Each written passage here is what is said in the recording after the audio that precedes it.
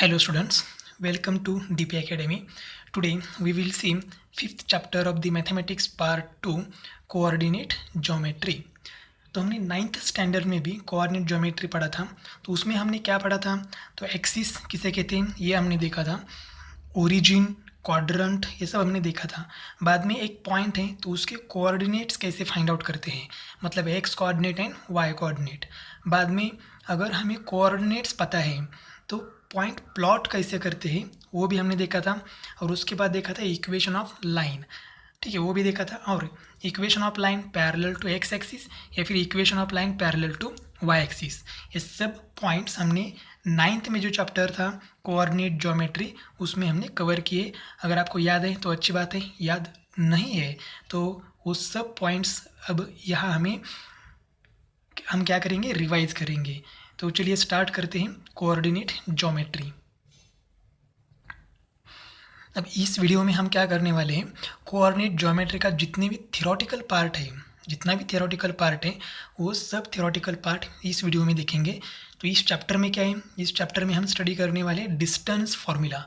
तो distance formula आपको पता है, वो प्रूव भी करेंगे। और डिफरेंट पॉइंट्स हैं तो उनके बीच का डिस्टेंस कैसे कैलकुलेट करना है वो भी हम देखेंगे। उसके बाद एक नया कंसेप्ट है सेक्शन फार्मूला। सेम डिस्टेंस एक फार्मूला है, जैसे डिस्टेंस फार्मूला हम लोग अप्लाई करते हैं वैसा ही सेक्शन फार्मूला हमें अप्लाई करना है, उसका भी प्रूफ देखेंगे। बाद में आएगा मिड पॉइंट फार्मूला, तो मिड पॉइंट फार्मूला प्रूव करके कैसे अप्लाई करना है ये भी देखना है। और बाद में एक और कंसेप्ट है स्लोप ऑफ अ लाइन, तो वो भी हम देखेंगे।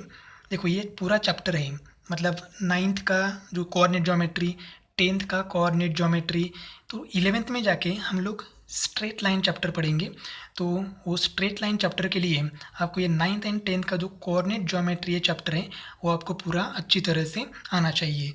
और ट्वेल्थ में जाके हम लोग pair of straight line study करेंगे, तो उसके लिए ये सब पूरा मतलब नाइन्थ एंड टेंथ का कोऑर्डिनेट ज्योमेट्री एंड इलेवेंथ का स्ट्रेट लाइन ये चैप्टर चाहिए। तो इलेवेंथ एंड ट्वेल्थ के लिए बेस क्या है, तो coordinate geometry straight line chapter के लिए। तो चलिए स्टार्ट करते हैं। ये क्या है, नंबर लाइन है। नंबर लाइन हमें पता है उस पर नंबर्स होते हैं, ठीक है। ये ओ मतलब ओरिजिन है, क्या वो कह सकते हैं हम लोग, या ओरिजिन नहीं कह सकते क्योंकि यहाँ X axis and Y axis नहीं है। तो ये पॉइंट जीरो है, जीरो के राइट साइड पॉजिटिव नंबर्स होते हैं, जीरो के लेफ्ट साइड में नेगेटिव नंबर्स होते हैं। ये ओ है। हमने कुछ पॉइंट को नाम दिया है, वन है तो इसको हमने ये कहा है, या थ्री है तो बी कहा है, ठीक है। तो हम लोग क्या करने वाले हैं कि कोई भी दो पॉइंट के बीच का डिस्टेंस हमें फाइंड आउट करना है। तो सपोज़ हम फाइंड आउट करेंगे पॉइंट ए एंड बी के बीच का डिस्टेंस। तो सपोज़ हम इसको रिप्रेजेंट करेंगे distance between point A and B, हम इस ऐसे रिप्रेजेंट करते हैं। या फिर ऐसे कहेंगे ये बी का मतलब क्या है, लेंथ ऑफ सेगमेंट ये बी, ठीक है। तो डिस्टेंस कैसे फाइंड आउट करते हैं, लेकिन डिस्टेंस फाइंड आउट करने के लिए उनके कोऑर्डिनेट्स हमें पता होने चाहिए। तो देखो ए का कोऑर्डिनेट्स क्या है 1, बी का कोऑर्डिनेट्स क्या है 3। तो यहाँ हमें greater number and smaller number find out करना है। तो बी का कोऑर्डिनेट क्या है 3 एंड ए का कोऑर्डिनेट क्या है 1, तो क्या है 3 इज़ ग्रेटर देन 1, मतलब coordinate of point B is greater than coordinate of point A, तो ये 3 ग्रेटर देन 1।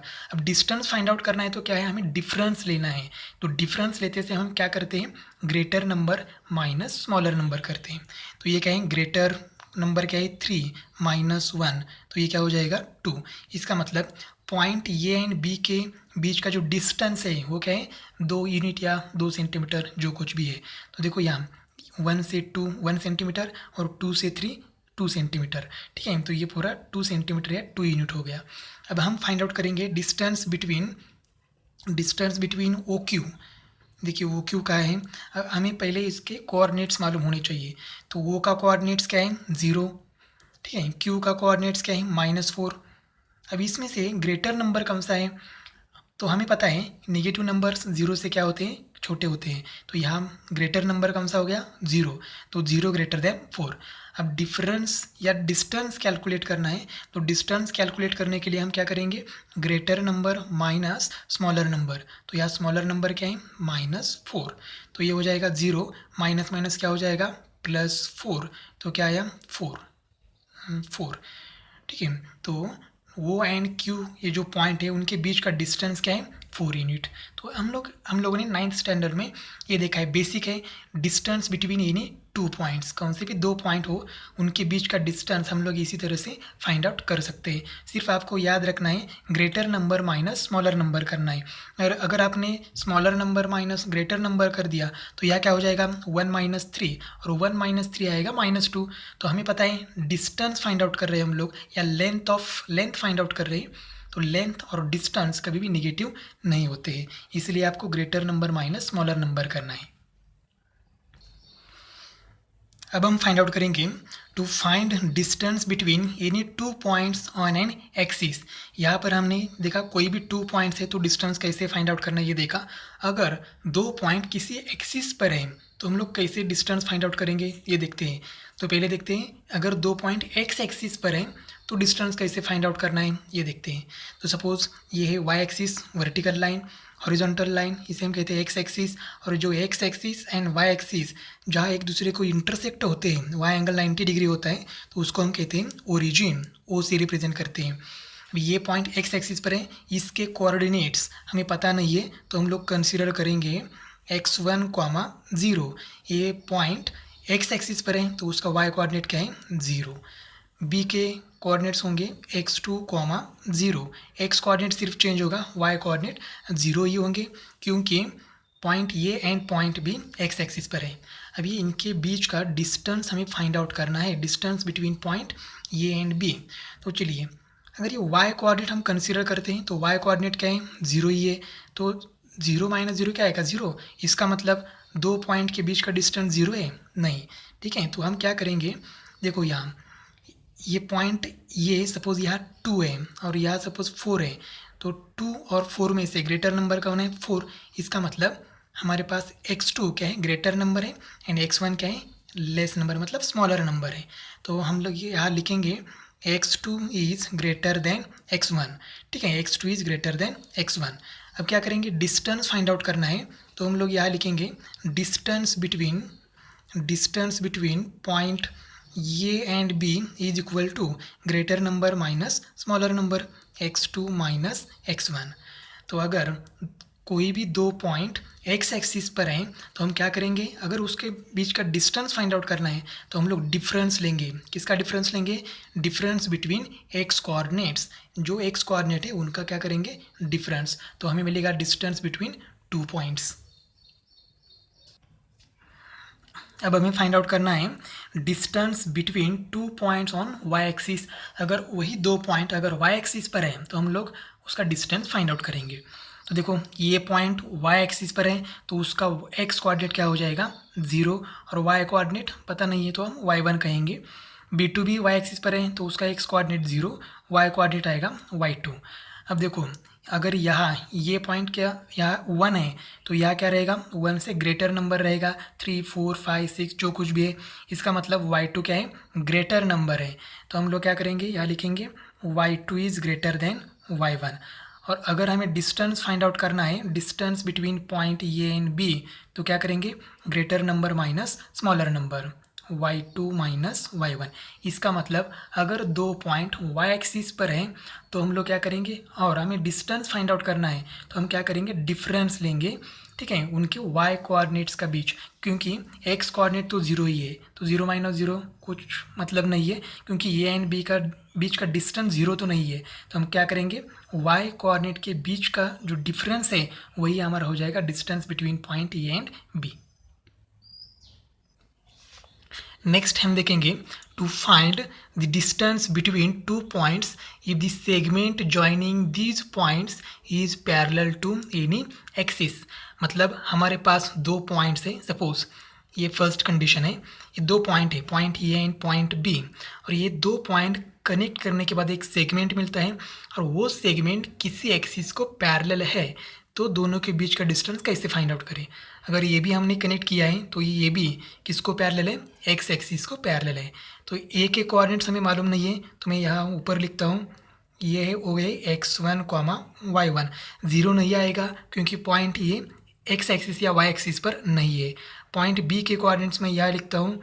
अब देखो पॉइंट बी के कोऑर्डिनेट्स क्या होंगे, तो पॉइंट बी के एक्स कोऑर्डिनेट तो डिफरेंस होंगे, क्योंकि यहाँ x1 है तो यहाँ क्या हो जाएगा x2, तो ये x2 कॉमा, लेकिन y कोऑर्डिनेट सेम हो जाएंगे, क्योंकि y कोऑर्डिनेट मतलब ये डिस्टेंस, तो ये डिस्टेंस दोनों के लिए सेम है, तो यहाँ x2 कॉमा क्या आ जाएगा y1। देखो यहाँ ए एंड बी के x कोऑर्डिनेट तो डिफरेंट है, ए का x1 है और बी का x2 है, ए का y कोऑर्डिनेट y1 है और बी का भी y कोऑर्डिनेट y1 है, क्योंकि हमने देखा है 9th स्टैंडर्ड में अगर किसी लाइन x एक्सिस को पैरेलल है तो उनके y कोऑर्डिनेट सेम होते हैं, और कोई लाइन y एक्सिस को पैरेलल है तो उनके x कोऑर्डिनेट सेम हो जाते हैं। तो देखो यहाँ पॉइंट ये मिला है, पॉइंट बी मिला है, और ये एंड बी उनके बीच का डिस्टेंस हमें फाइंड आउट करना है।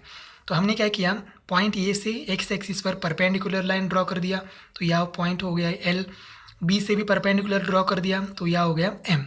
अब हमें चाहिए यल के कोऑर्डिनेट्स, तो देखो यल एंड ये जो ये यल लाइन है वो वाई एक्सिस को पैरेलल है, इसका मतलब उसके कौन से कोऑर्डिनेट सेम हो जाएंगे, एक्स कोऑर्डिनेट सेम हो जाएंगे। तो देखो यहाँ x1 है तो यहाँ भी क्या हो जाएगा x1 कॉमा 0, क्योंकि ये पॉइंट x एक्सिस पर है तो उसका y कोऑर्डिनेट क्या रहेगा 0।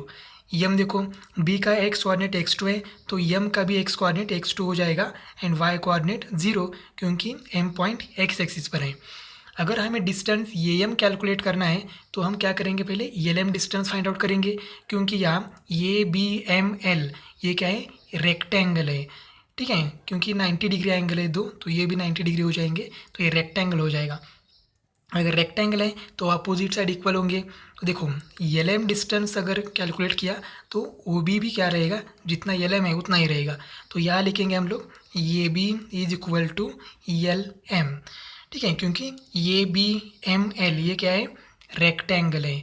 तो हम लोग एल एम कैसे फाइंड आउट करेंगे, तो अभी हमने एल एम फाइंड आउट किया, देखो यहाँ एल एम है तो यहाँ हमने ये भी फाइंड आउट किया है, ये भी क्योंकि पॉइंट एक्स एक्सिस पर है, ये दोनों पॉइंट भी एक्स एक्सिस पर है, तो कैसे फाइंड आउट करेंगे, डिफरेंस बिटवीन एक्स कोऑर्डिनेट्स। तो यहाँ देखो L M is equal to distance between L M calculate करेंगे, या एल एम ऐसा लिखा तो भी चलेगा, x2 माइनस x1 हो जाएगा। अब डिस्टेंस बिटवीन फाइंड आउट करना है पॉइंट ये एंड बी, तो ये बी का डिस्टेंस एल एम जितना है, तो एल एम कितना है x2 माइनस x1, तो ये हो गया x2 माइनस x1। इसका मतलब दो पॉइंट अगर कनेक्ट किया और उनका जो सेगमेंट है तो सेगमेंट एक्स एक्सिस को पैरेलल है, तो डिफरेंस क्या आएगा, डिफरेंस बिटवीन एक्स कोऑर्डिनेट, मतलब अगर दो पॉइंट एक्स एक्सिस पर है, क्या दो पॉइंट कनेक्ट करने से जो सेगमेंट बनता है वो सेगमेंट एक्स एक्सिस से पैरेलल है, तो डिस्टेंस में कोई प्रॉब्लम नहीं आएगा। देखो यहाँ भी x2 माइनस x1 है, यहाँ पर भी x2 माइनस x1 है। नेक्स्ट कंडीशन क्या है, हमारे दो पॉइंट ये एंड बी यहाँ हैं, ये दो पॉइंट कनेक्ट करने से एक सेगमेंट हो गया, सेगमेंट ए बी, ये सेगमेंट ए बी अब वाई एक्सिस को पैरेलल है। अगर देखो वाई एक्सिस को पैरेलल है तो उनके कोऑर्डिनेट्स क्या हो जाएंगे, देखो दोनों के एक्स कोऑर्डिनेट सेम हो जाएंगे। अगर ये का कोऑर्डिनेट x1 है तो बी का भी क्या हो जाएगा x1, और y कोऑर्डिनेट डिफरेंट होंगे, इसका y1 और इसका क्या हो जाएगा y2। अब क्या किया, ये पॉइंट से y एक्सिस पर परपेंडिकुलर ड्रॉ किया और यह हो गया l, बी पॉइंट से y एक्सिस पर परपेंडिकुलर ड्रॉ कर दिया तो यह हो गया m। अब ये लाइन m के कोऑर्डिनेट्स क्या होंगे, हम यहाँ लिखेंगे, तो देखो यल पॉइंट y एक्सिस पर है तो उसका x कोऑर्डिनेट क्या हो जाएगा 0, और यल कोऑर्डिनेट्स क्या हो जाएगा, सॉरी y कोऑर्डिनेट्स क्या हो जाएगा y1, जितना ये का है उतना ही यल का रहेगा, तो ये हो जाएगा y1। यम पॉइंट्स के लिए क्या हो जाएगा, यम पॉइंट एक बार फिर से y एक्सिस पर है तो उसका x कोऑर्डिनेट 0 और y कोऑर्डिनेट क्या होगा y2। अब हमें ये बी का डिस्टेंस कैलकुलेट करना है, इसका मतलब एल एम का जितना डिस्टेंस है उतना ही ये भी डिस्टेंस रहेगा, क्योंकि ये बी एम एल ये क्या है रेक्टेंगल है, तो हम लोग यहाँ लिखेंगे ये B is equal to L M. अब देखो एल एम कैलकुलेट करना है तो देखो एल एम क्या है वाई एक्सिस पर है, अगर वाई एक्सिस पर है तो हम लोगों ने देखा पहले कि डिफरेंस बिटवीन वाई कोऑर्डिनेट्स लेना है, जो कोऑर्डिनेट सेम होते हैं उनका डिफरेंस नहीं लेना है, जो डिफरेंट होते हैं उनका डिफरेंस लेना है। तो यह क्या हो जाएगा y2 माइनस y1, तो यह हो जाएगा y2 माइनस y1।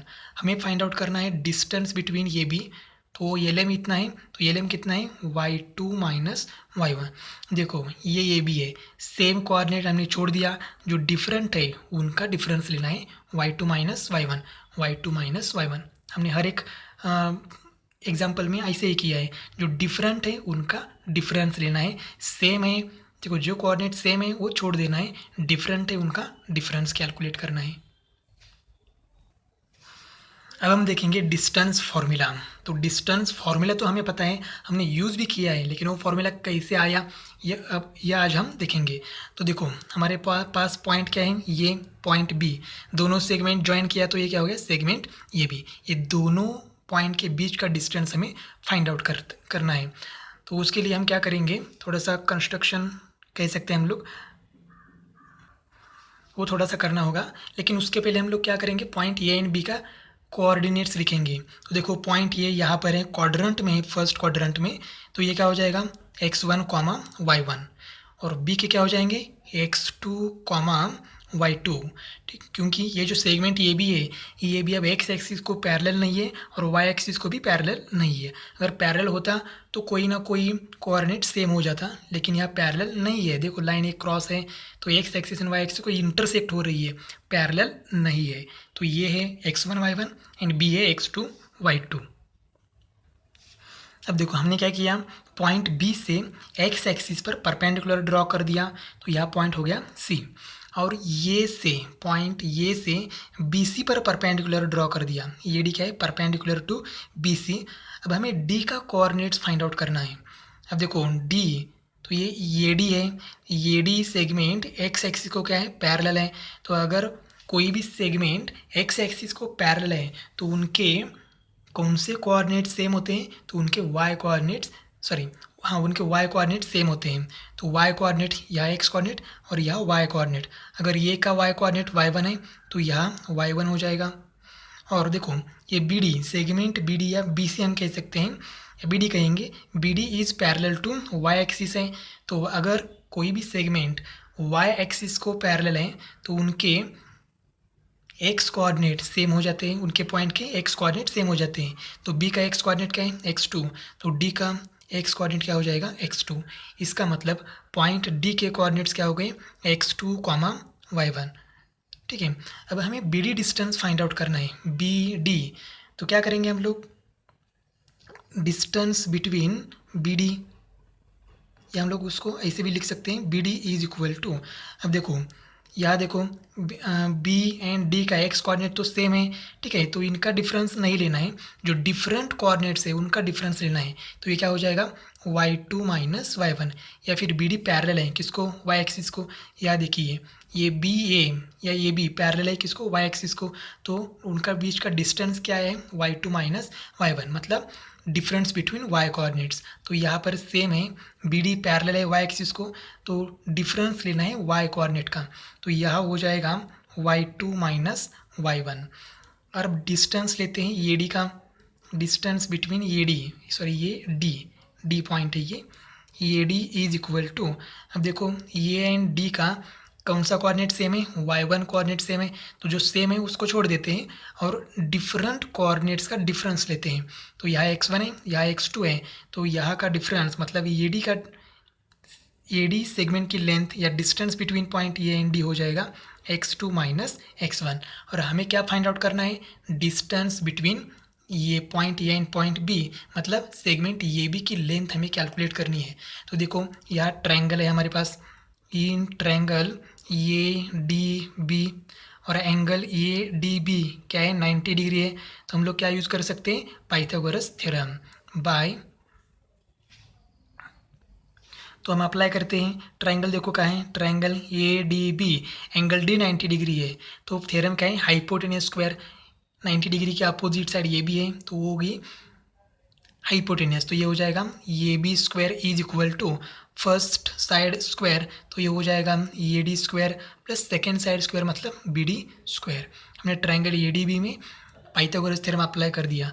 अब हमें ए डी पता है, A B square is equal to A D की लेंथ हमें पता है क्या है x2 माइनस x1, ये bracket square as it is, plus B D, तो बी डी की लेंथ भी मालूम है y2 माइनस y1, तो तो ये हो जाएगा y2 minus y1 bracket square. ये हो गया ये बी स्क्वायर। हमें ये भी चाहिए तो हमें क्या करना होगा, स्क्वायर रूट। तो so taking square root on both side, therefore ये बी इज इक्वल टू, अब देखो ये बीच में प्लस है तो हम लोग सेपरेट स्क्वायर रूट नहीं लिख सकते, इसका स्क्वायर रूट ऐसा नहीं आएगा, x2 minus x1 plus y2 minus y1 ऐसा नहीं आएगा। तो इसका स्क्वायर रूट हम नहीं निकाल सकते, तो क्या करेंगे, सिंपल स्क्वायर रूट में लिखेंगे। तो स्क्वायर रूट में ये हो जाएगा x2 minus x1 bracket square plus y2 minus y1 bracket square. तो यही है हमारा डिस्टेंस फॉर्मूला। ये हो गया हमारा डिस्टेंस फॉर्मूला। अगर आपको point A and point B के एक्स एंड वाई कोऑर्डिनेट्स मालूम है, मतलब कोऑर्डिनेट्स मालूम है, तो हम लोग इस फॉर्मूले से उनके बीच का डिस्टेंस हम लोग फाइंड आउट कर सकते हैं, और यही फॉर्मूले को हम कहते हैं डिस्टेंस फॉर्मूला। नेक्स्ट यह छोटा सा पॉइंट देखते हैं, coordinates of origin are O 0 0, hence if coordinates of point P are x comma y, then distance between point O and P is. अब देखो वो मतलब क्या है, ओरिजिन, ओरिजिन के कोऑर्डिनेट्स 0 0 है और पॉइंट पी के कोऑर्डिनेट्स एक्स कॉमा वाई है।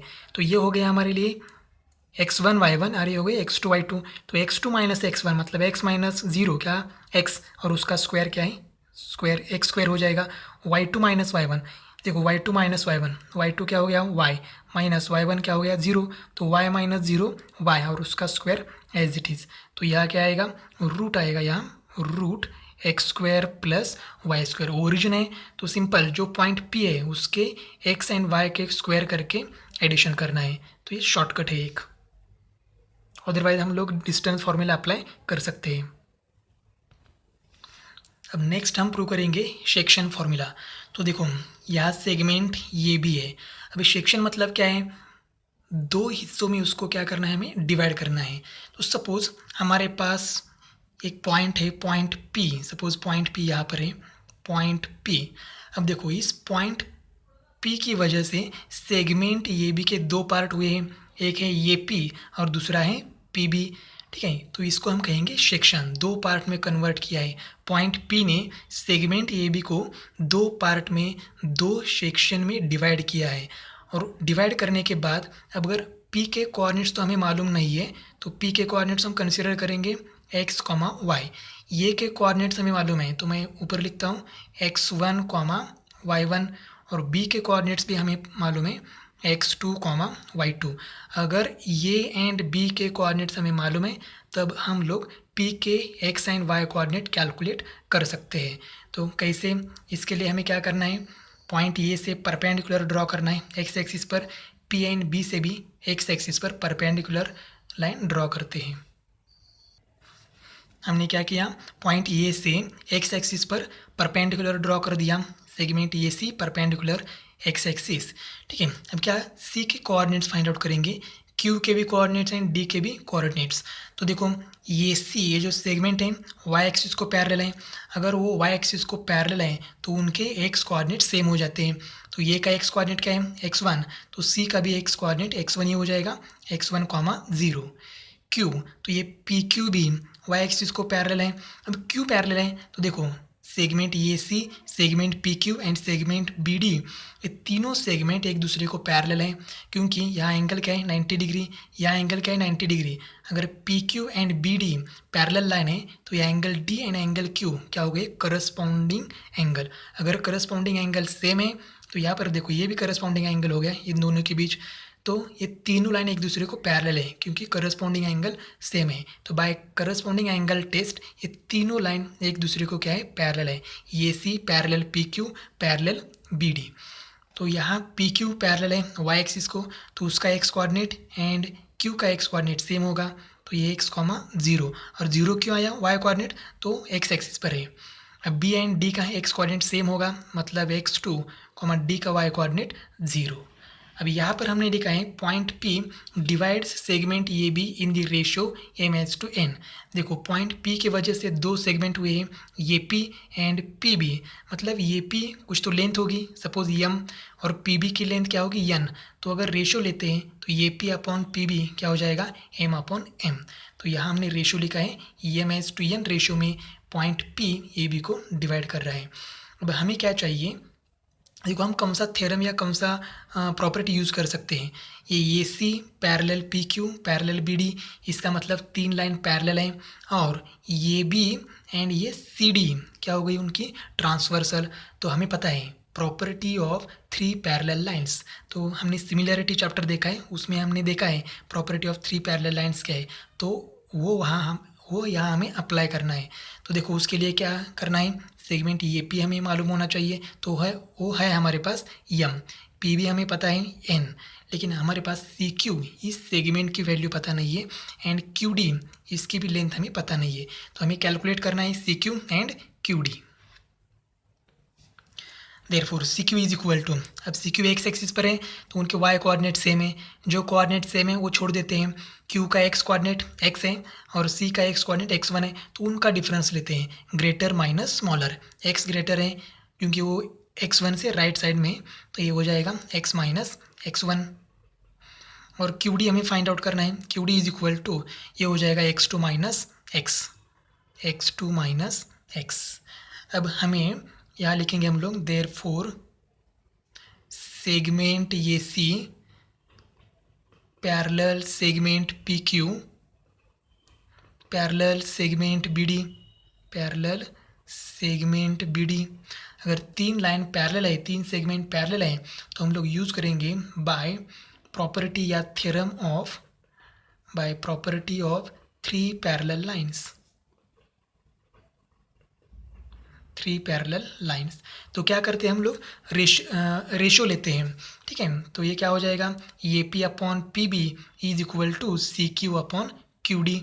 तो देखो ये हो जाएगा ये P upon P B is equal to C Q upon Q D. अब हमें ये पी की वैल्यू हम लोग यहाँ लिखेंगे, रेशो लिखा है तो ये पी भी यहाँ पर लिखेंगे हम लोग। तो ये पी क्या है, यम है, एंड पी बी क्या है, यन है, ठीक है। तो ये पी की वैल्यू क्या है, m divide by P B क्या है, n is equal to C Q. C Q की लेंथ हमें पता है x minus x one divided by Q D. Q D भी हमने कैलकुलेट किया है एक्स टू माइनस एक्स। अब क्या करेंगे, सिंपल क्रॉस मल्टीप्लाई करेंगे तो ये हो जाएगा, देखो ये m into x two minus x is equal to n into x minus x one. अब क्या करेंगे, एम से मल्टीप्लाई करेंगे तो ये हो जाएगा m x two minus m x is equal to n है ये, तो ये हो जाएगा n x minus n x one. अब हमें क्या करना है, एक्स एक साइड में लेना है। तो देखो ये एम एक्स यहाँ माइनस है तो यहाँ क्या हो जाएगा प्लस, तो ये एम एक्स और ये एन एक्स प्लस है वो as it is.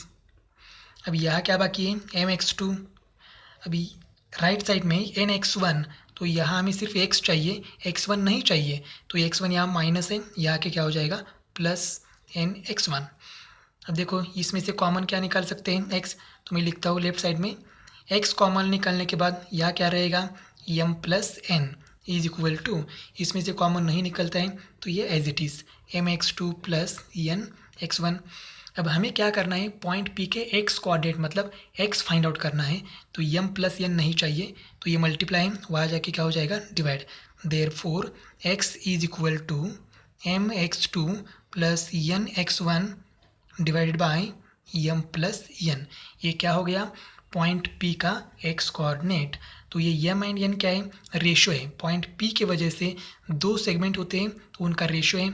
X to x one क्या है, point A and point B के एक्स कोऑर्डिनेट। तो इतना पता है तो हम लोग वाई के एक्स कोऑर्डिनेट निकाल सकते हैं। देखो यहाँ पॉइंट पी का एक्स कोऑर्डिनेट कैलकुलेट करना था, तो एक्स कोऑर्डिनेट कैलकुलेट करने के लिए हमारे पास फॉर्मूला आया x is equal to m x two plus n x one divide by m plus n. तो इस तरह से हम लोग y कोऑर्डिनेट भी कैलकुलेट कर सकते हैं, लेकिन उसके लिए डायग्राम में चेंज करना होगा। जैसे x कोऑर्डिनेट कैलकुलेट करने के लिए point A, point P and point B से हमने परपेंडिकुलर ड्रॉ किया है, point A, P and B से x एक्सिस पर। अगर वैसा ही y कोऑर्डिनेट कैलकुलेट करना है तो पॉइंट ए से y एक्सिस पर यहाँ पर परपेंडिकुलर ड्रॉ करना है, पॉइंट P से भी y एक्सिस पर एंड B से भी y एक्सिस पर। तो डायग्राम चेंज हो जाएगी और सेम कंसेप्ट वहाँ पर अप्लाई करके हम लोग y कोऑर्डिनेट भी कैलकुलेट कर सकते हैं। देयरफॉर सिमिलरली हम लोग y लिख सकते हैं, y is equal to m as it is, सिर्फ x2 की जगह आएगा y2 plus n as it is x1 की जगह आएगा y1 divided by m plus n। तो p के कोऑर्डिनेट्स हम लिखेंगे, तो p क्या था x, y, तो हम इसको ऐसे ही लिख सकते हैं। x क्या है, तो x की वैल्यू क्या है mx2 plus n x1 divided by m plus n, denominator same है, और यहाँ m y2 plus n y1 divided by m plus n। ये जो फॉर्मूला है इसको हम कहेंगे सेक्शन फॉर्मूला। ठीक है, अगर point P segment A B को M as to N ratio में डिवाइड करता है तो सेक्शन फॉर्मूले से हम लोग पॉइंट P जो पॉइंट डिवाइड कर रहा है उसके कोऑर्डिनेट हम फाइंड आउट कर सकते हैं इस फॉर्मूले से। तो ये फॉर्मूला हमें याद रखना है। अब हम फाइंड आउट करेंगे coordinates of the mid points of a segment. Suppose हमारे पास ये सेगमेंट ये भी है और सेगमेंट ये बी का मिड पॉइंट हमें मालूम है। तो सपोज ये जो पॉइंट है P, ये P पॉइंट के मिड पॉइंट है सेगमेंट ए बी का। अब सेगमेंट ये के कोऑर्डिनेट्स मालूम है हमें x1, y1, बी के भी कोऑर्डिनेट्स मालूम है x2, y2।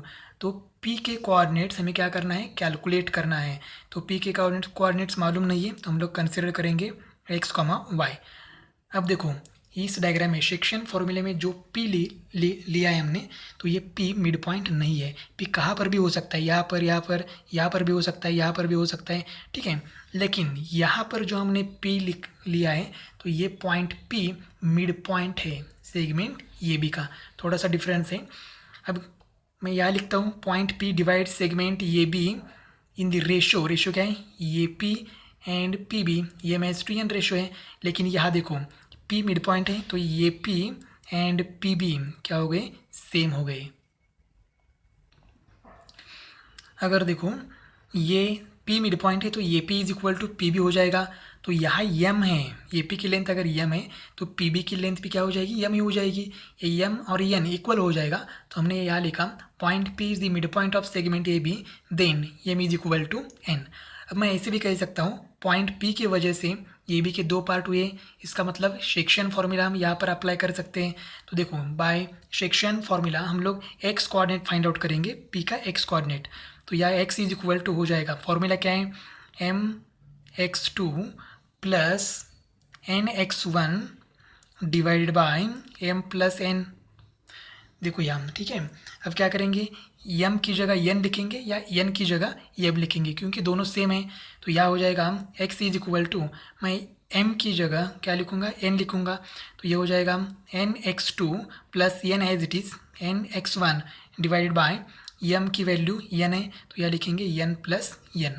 तो ये हो जाएगा x इज इक्वल टू, अब देखो n कॉमन निकाल सकते हैं तो n इंटू यह हो जाएगा x2 प्लस x1 या x1 प्लस x2। तो ये हो जाएगा x1 plus x2 divided bye n plus n क्या हो जाएगा 2n। अब यार n और n कैंसिल हो जाएगा तो यहाँ रहेगा x is equal to x1 plus x2 divided by 2। तो ये क्या हो गया x मतलब क्या है, coordinates of point P, x coordinate of point P। तो अगर P मिड पॉइंट है और ये एंड B हमें पता है तो हम लोग क्या कर सकते हैं, x1 plus x2 divide by 2 से x कोऑर्डिनेट मिलेगा। y कोऑर्डिनेट के लिए सेम बाय सेक्शन फॉर्मूला हमें y कोऑर्डिनेट्स कैसे कैलकुलेट करते हैं मालूम है। तो my2 plus ny1 divided by m plus n, हमने ये फॉर्मूला अप्लाई किया है यहाँ पर, ये और ये। अब वैल्यू पुट करते हैं, y is equal to m की वैल्यू क्या है ny2 plus ny1 as it is divide by n plus n। क्या हो जाएगा y is equal to n common निकालते हैं तो n into y1 plus y2 divide by n plus n 2n। तो ये n कैंसिल हो जाएगा, यह रहेगा y is equal to y1 plus y2 divided by 2। तो अगर P मिड पॉइंट है तो P के कोऑर्डिनेट्स हम कैसे कैलकुलेट कर सकते हैं, तो P x, y is equivalent to P। तो x क्या है, तो x की वैल्यू है x1 plus x2 divide by 2 and y क्या है y1 plus y2 divided by 2। तो ये है मिड पॉइंट फॉर्मूला। सिर्फ हमें एक्स कोऑर्डिनेट की एडिशन करनी है divide by 2 and Y coordinate की एडिशन करनी है डिवाइडेड बाई 2। तो हमें क्या मिलेगा, पॉइंट पी का coordinates of mid point of segment ये बी। अब हम नेक्स्ट फॉर्मूला प्रूव करते हैं। तो नेक्स्ट फॉर्मूला है सेंट्रॉइड फॉर्मूला। तो देखो ये ट्रायंगल है, ट्रायंगल ए बी सी, ठीक है। तो ये ट्रायंगल के हर एक वर्टेक्स के कोऑर्डिनेट्स हमें मालूम है। ए के कोऑर्डिनेट्स x1 y1, बी के कोऑर्डिनेट्स x2 y2 एंड सी के कोऑर्डिनेट्स x3 y3। अब हमें क्या फाइंड आउट करना है, तो सेंट्रॉइड पहले ये देखते हैं सेंट्रॉइड किसे कहते हैं। तो देखो ये ट्रायंगल है, ट्रायंगल ए बी सी। तो सपोज हमारे पास ट्रायंगल है, ट्रायंगल ए बी सी। अब क्या करना है, हमें मीडियंस ड्रॉ करना है। ट्रायंगल के मीडियन, जितने भी मीडियन है वो ड्रॉ करने हैं। तो सपोज वर्टेक्स ये है, मीडियन किसे कहते हैं, अगर कोई भी वर्टेक्स है उसकी अपोजिट साइड का मिड पॉइंट अगर ज्वाइन करते हैं, सपोज ये डी क्या है, mid point of B C, तो vertex A and D join किया तो ये डी सेगमेंट मिला है, उसको हम कहेंगे मीडियन। तो वर्टेक्स बी और उसकी अपोजिट साइड क्या है, ए सी, तो ए सी का मिड पॉइंट सपोज ई है तो बी ई हो गई मीडियन। और ये बी का मिड पॉइंट सपोज एफ है तो ये सी एफ क्या हो गई, मीडियन। अब देखो तीनों मीडियन एक ही पॉइंट में इंटरसेक्ट हो रही है, एक ही पॉइंट से जा रही है, तो उस पॉइंट को हम कहेंगे सेंट्रॉइड। और सेंट्रॉइड हम लोग रिप्रेजेंट करते हैं पॉइंट जी से। तो ये जी क्या है, सेंट्रॉइड है। और हमें फाइंड आउट करना है, देखो हमें ये पता है x1 y1, बी भी मालूम है x2 y2 और सी भी मालूम है x3 y3। मतलब ट्रायंगल के तीनों वर्टेक्स के कोऑर्डिनेट्स मालूम है और हमें फाइंड आउट करना है पॉइंट जी के कोऑर्डिनेट्स। तो जी के कोऑर्डिनेट्स x, y, मतलब हमें x की वैल्यू एंड y की वैल्यू कैलकुलेट करनी है। अब ये देखो जी पॉइंट ये डी को क्या कर रहा है, दो पॉइंट में कन्वर्जन कर रहा है, दो सेक्शन कर रहा है, मतलब ये जी एंड जी डी। तो ये हम लोग सेक्शन फॉर्मूला यूज़ कर सकते हैं। लेकिन ये जो m is to n ratio चाहिए हमें, तो यहाँ रेशो फिक्स होता है, ये जी होता है 2 और ये जी डी होता है 1। अगर यहाँ देखेंगे तो सी जी होता है 2 और जी एफ होता है 1। यहाँ देखेंगे तो ये बी जी होता है 2 एंड जी ई होता है 1। मतलब रेशो हमेशा 2:1 होता है। ये इसका प्रूफ हम लोग 12th स्टैंडर्ड में जाके देखेंगे। लेकिन यहाँ सिर्फ इतना ही रखना, ध्यान में रखना है कि अगर मीडियन है तो सेंट्रॉइड उस मीडियन को 2:1 इस रेशियो में डिवाइड करता है। तो देखो यहाँ जी मतलब क्या है, सेंट्रॉइड है एंड सेंट्रॉइड के कोऑर्डिनेट्स x, y हमें कैलकुलेट करने हैं। अब ये डी क्या है, तो ये डी मीडियन है, तो डी क्या हो जाएगा, मिड पॉइंट हो जाएगा किसका, बी सी का। तो यहाँ B D is equal to C D आ जाएगा। और डी के कोऑर्डिनेट्स हमें मालूम नहीं है, तो पहले यहाँ लिखेंगे D is the mid point of segment B C. तो अगर डी मिड पॉइंट है सेगमेंट बी सी का, तो हम लोग क्या यूज़ कर सकते हैं, मिड पॉइंट फार्मूला। देखो मिड पॉइंट थ्योरम अलग है, मिड पॉइंट फार्मूला अलग है। तो मिड पॉइंट फार्मूला जो अभी हमने देखा है, तो देखो बी का एक्स एंड वाई कोऑर्डिनेट मालूम है, सी का एक्स एंड वाई कोऑर्डिनेट मालूम है, तो डी का एक्स एंड वाई कोऑर्डिनेट हम कैलकुलेट कर सकते हैं। तो कैसे, तो डी, तो फार्मूला लिखते हैं, क्या करेंगे, बी का एक्स कोऑर्डिनेट एंड सी का एक्स कोऑर्डिनेट एडिशन करके डिवाइडेड बाय 2। तो ये हो जाएगा यहाँ x2 plus x3 divided by 2, ठीक है। और y कोऑर्डिनेट कैसे मिलेगा, b का y कोऑर्डिनेट एंड c का y कोऑर्डिनेट डिवाइडेड बाई, तो ये हो गए d के कोऑर्डिनेट्स। अब हम क्या करेंगे, ये जो मीडियन है ये d, तो g की वजह से क्या हो गया, दो सेगमेंट हुए। तो हमने अभी देखा ये g कितना रहेगा, 2 रहेगा, ये जी 2 रहेगा एंड जी डी कितना रहेगा, 1 रहेगा रेशो। तो हम लोग यहाँ लिखेंगे point G divides median A D in the ratio 2:1। इसका मतलब ये हो गया हमारे लिए EMH/N। अब हमें पॉइंट जी का एक्स कोऑर्डिनेट कैलकुलेट करना है, तो हमें कौन सा फॉर्मूला यूज़ करना होगा, section formula. Therefore by section formula, तो सेक्शन फॉर्मूला क्या है, एक्स कोऑर्डिनेट के लिए mx2 plus nx1 divide by m plus n। तो ये हमारे लिए 2m है और 1 क्या है, n है।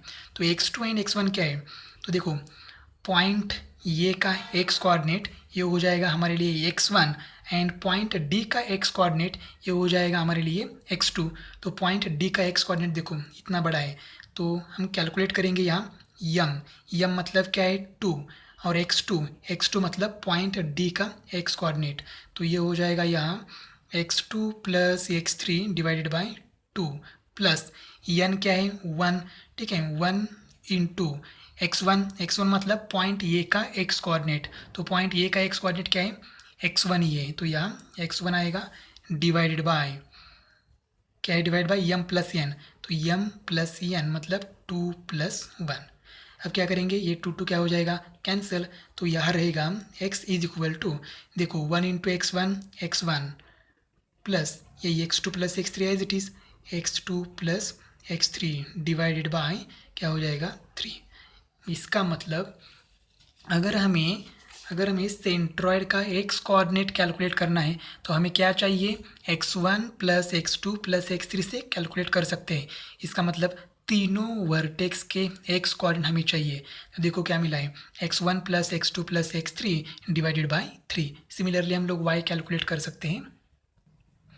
देखो यहाँ y is equal to bisection formula my2 plus ny1 divide by m plus n, m मतलब 2 है इंटू y2 मतलब पॉइंट d का y कोऑर्डिनेट, तो वो है y2 plus y3 divided by 2 plus 1 into n 1 है y1, तो y1 यहाँ y1 ही है divided by m plus n मतलब 2 प्लस 1, तो यहाँ 2 क्या हो जाएगा कैंसिल, तो y रहेगा y is equal to y1 plus y2 plus y3 divided by 3, तो ये हो गया g का y coordinate. Therefore G x comma y, G मतलब सेंट्रॉयड के x and y coordinates is equivalent to G x coordinate क्या है x1 plus x2 plus x3 divide by 3 and y1 plus y2 plus y3 divided by 3, तो ये centroid के क्या है coordinates है। नेक्स्ट है स्लोप ऑफ अ लाइन। तो स्लोप आपको पता है स्लोप क्या है चढ़ाव। सपोज हम रास्ते पे जा रहे हैं और आगे जाके चढ़ाव आता है, मतलब क्या आता है स्लोप आता है, तो हमें क्या लगता है ज़्यादा इफर्ट्स लगते हैं स्लोप चढ़ने में, ठीक है क्योंकि हम ग्रेविटेशनल फोर्स के अगेंस्ट जा रहे हैं, तो वह रोड का स्लोप है यहाँ, लेकिन हमें स्लोप देखना है लाइन का स्लोप देखना है। तो लाइन का स्लोप हम कैसे कैलकुलेट कर सकते हैं, तो हमारे पास फिलहाल तो दो ऑप्शन है, ठीक है। तो सपोज ये है लाइन, ये लाइन यल है, या एक्स एक्सिस है वाई एक्सिस है। अब ये line L and positive X axis के बीच में एक एंगल है, एंगल थीटा। तो अगर हमें उस लाइन ने पॉजिटिव एक्स एक्सिस के साथ किया हुआ एंगल थीटा मालूम है तो हम लोग स्लोप कैलकुलेट कर सकते हैं। तो स्लोप को हम रिप्रेजेंट करते हैं यम से, तो M is equal to tan theta, ठीक है। थीटा क्या है angle between line and positive X axis, इनके बीच का एंगल है। तो स्लोप का पहला फॉर्मूला है m is equal to tan theta. इसका मतलब हम इसको ऐसे भी कह सकते हैं the tan ratio of an angle made by the line with the positive direction of x-axis is called as slope of the line। देखो tan रेशियो लिया है, किसका tan रेशियो लिया है angle made by line with positive direction of the x axis. Positive direction मतलब anti clockwise direction, ठीक है। ये एंगल ये डायरेक्शन है, यहाँ मैं एंगल एरो दिखाता हूँ, ये एरो है, ये एंटी क्लॉकवाइज मतलब positive direction of x axis is called as slope. तो इसको हम स्लोप कहेंगे और स्लोप को हम रिप्रेजेंट करेंगे एन से। और एक तरीके से हम लोग स्लोप कैलकुलेट कर सकते हैं। तो देखो ये है लाइन एल, और लाइन एल के बारे में क्या मालूम है, तो लाइन एल के ऊपर दो पॉइंट हैं, पॉइंट ये उसके coordinates x1 and y1, point B x2 y2। Previous example में हमारे पास क्या था लाइन का एंगल था। अब क्या है तो लाइन के कोई भी दो कोऑर्डिनेट्स हमें मालूम है, तो हम लोग स्लोप कैलकुलेट करते हैं। स्लोप मतलब हम रिप्रेजेंट करेंगे यम से, तो यम इज इक्वल टू ये देखो हम रेशियो लेते हैं, तो किसका रेशियो लेते हैं तो डिफरेंस बिटवीन y कोऑर्डिनेट्स, तो ये y2 minus y1, difference between y coordinates divided by difference between x coordinates x2 minus x1। तो हम लोग इसको ऐसे भी लिख सकते हैं is equal to y1 minus y2 divided by x1 minus x2। तो ये रेशो है, ये रेशो को हम कहते हैं slope of the line L। तो ये रेशो कांस्टेंट होता है, तो इसको हम कहेंगे slope of the line L. तो एग्जाम्पल में हम फॉर्मूला कौन सा यूज़ करेंगे, तो अगर स्लोप कैलकुलेट करना है लेकिन आपको एंगल दिया है, थीटा दिया है, तो हम लोग tan theta m is equal to tan theta ये फॉर्मूला अप्लाई करेंगे। और अगर उस लाइन के ऊपर से कोई भी दो पॉइंट हमें मालूम है तो हम लोग ये फॉर्मूला अप्लाई करेंगे। गिवन के ऊपर डिपेंड है, गिवन चेंज हुआ तो फॉर्मूला भी चेंज हो जाएगा। नेक्स्ट पॉइंट है स्लोप ऑफ पैरेलल लाइंस।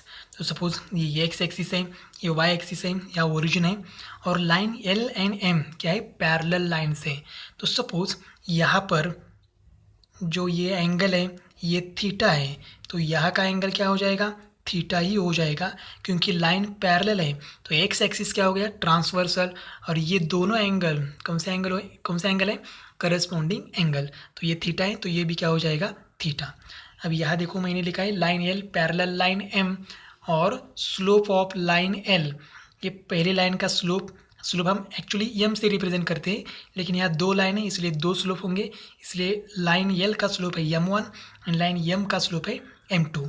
अब हम m1 कैलकुलेट करते हैं, देयरफॉर फॉर्मूला स्लोप का हमें पता है m is equal to tan theta, ठीक है, लेकिन यहाँ स्लोप m1 है तो हम लिखेंगे m1 is equal to tan. तो लाइन यल का एंगल क्या है, तो पहले लाइन यल का एंगल क्या है, थीटा ही है, तो यह हो जाएगा m1 is equal to tan theta, equation number first.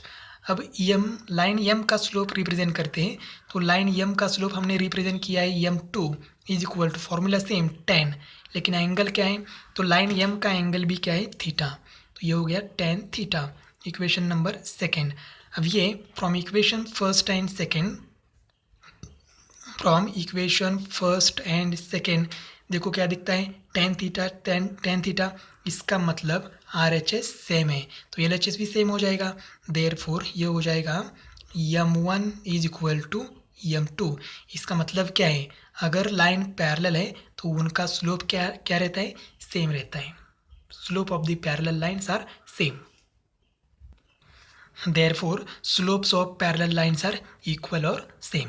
हमें याद रखना है सिर्फ पैरेलल लाइन का स्लोप सेम होता है, इतना ही हमें याद रखना है। नेक्स्ट पॉइंट है slope of x axis and line parallel to x axis. तो सपोज ये हमारा एक्स एक्सिस है और ये हमारा वाई एक्सिस है। अब एक्स एक्सिस का एंगल तो हमें मालूम नहीं है, एंगल हम कैलकुलेट कर सकते हैं, लेकिन 11th स्टैंडर्ड में हमें फर्स्ट चैप्टर है एंगल एंड इट्स मेजरमेंट, उसमें हम देखेंगे। फिलहाल एक्स एक्सिस का एंगल हमें पता नहीं है, इसलिए हम m is equal to tan theta ये फॉर्मूला अप्लाई नहीं कर सकते, लेकिन एक्स एक्सिस के ऊपर जो दो पॉइंट हैं, point A and point B, इनके कोऑर्डिनेट्स हमें मालूम है। तो ये x1, 0 और ये हो गया x2, 0। अब स्लोप कैलकुलेट करना है तो स्लोप रिप्रेजेंट करते हैं m से। अगर दो पॉइंट हमें मालूम है तो हमारे पास फॉर्मूला है y2 minus y1 divide by x2 minus x1। तो देखो ये y2 ये y1 ये x1 y1 है नहीं x2 y2, तो y2 क्या है 0, y1 क्या है 0, तो y2 माइनस y1 हो गया 0, और ये x2 minus x1 as it is x2 minus x1, तो ये क्या हो गया 0 divided by x2 minus x1 क्या हो जाएगा 0 ही रहेगा, therefore m is equal to 0। इसका मतलब x एक्सिस का स्लोप क्या हो गया 0, ठीक है, तो हम लिखें, और एक्स एक्सिस का स्लोप अगर 0 है तो parallel line L is parallel to x axis, तो पैरेलल लाइन है तो पैरेलल लाइन का स्लोप क्या होता है, इक्वल होता है। तो एक्स एक्सिस का स्लोप अगर 0 है तो लाइन एल का स्लोप भी क्या हो जाएगा 0 ही हो जाएगा। Therefore, slopes of the x-axis and line parallel to x-axis are 0। x-axis का स्लोप 0 है और x-axis को जो लाइन पैरेलल है उसका भी स्लोप क्या है 0 ही है। लास्ट पॉइंट है slope of y-axis and line parallel to y-axis। अब देखो ये y-axis है तो y-axis का स्लोप हमें कैलकुलेट करना है और ये लाइन पैरेलल टू y-axis है, तो y-axis का स्लोप कैलकुलेट करते हैं m इज इक्वल टू दो पॉइंट मालूम है, पॉइंट ये है 0, y1 एंड पॉइंट b है 0, y2, तो फॉर्मूला क्या है y2 माइनस y1, तो यहाँ y2 माइनस y1, तो यह इट रहेगा y2 minus y1 divided bye x2 minus x1, तो x2 0 है और x1 भी 0 है, तो ये हो जाएगा 0 माइनस 0। अब ये y2 minus y1 divided bye 0 minus 0 0, तो m इज इक्वल टू अगर हम 0 से डिवाइड करते हैं तो आंसर क्या आता है, नॉट डिफाइंड, नॉट डिफाइंड। इसका मतलब हम वाई एक्सिस का स्लोप डिफाइन नहीं कर सकते, ठीक है। तो अगर line parallel to Y axis है, मतलब लाइन यल, तो इसका भी स्लोप क्या है, नॉट डिफाइन। तो देखो यहाँ एंगल क्या रहता है, 90 डिग्री, तो 90 डिग्री एंगल है, तो हम लोग स्लोप डिफाइन नहीं कर सकते, ठीक है। Therefore, slope of y axis and line parallel to y axis is not defined. Not defined को हम लोग इन्फिनिटी भी कहते हैं। तो यहाँ तक हमने क्या देखा, तो कोऑर्डिनेट ज्योमेट्री इस चैप्टर में जितने भी थियोरेटिकल पार्ट है, कंसेप्ट है, वो सब कंसेप्ट हमने देखे हैं। हमने फार्मूला प्रूव किया, distance formula, centroid formula, mid point formula. तो फार्मूले के प्रूफ आपको नहीं पूछे जाएंगे, सिर्फ फार्मूला आपको याद रखना है। और जाते जाते आपको ये भी याद रखना है, the y coordinates of every point on the x axis is 0, मतलब ये सब पॉइंट हमें चाहिए। ये 9th स्टैंडर्ड में हमने पढ़े हैं, लेकिन अब बीच बीच में एग्जाम्पल सॉल्व करते समय हमें इसकी ज़रूरत है, तो ये भी आप याद रखो। तो नेक्स्ट वीडियो में हम देखेंगे first practice set of the chapter coordinate geometry, practice set 5.1।